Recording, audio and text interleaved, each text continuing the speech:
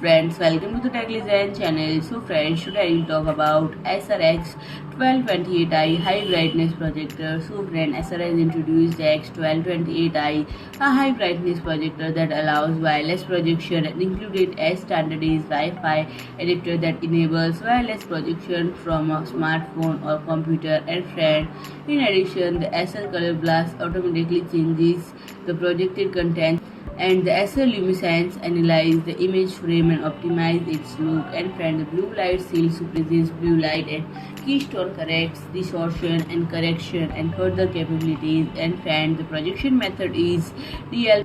The number of pixels is XG and the brightness is 4500 ANSI lumens and the contrast ratio is 20,000 gem. The color reproducibility is approximately 1070 million colors. The aspect ratio is 4 gem 3 or 16 gem 9. The projection size is between 23 and 300 inches and the projection distance is between 1.0 to 11.8 meters. And the interface are D-sub into 1, composite video into 1, HDMI 1.4 into 1, PC audio into 1 and USB type A into 1. The output interfaces are PC audio into 1 and USB type A into 1.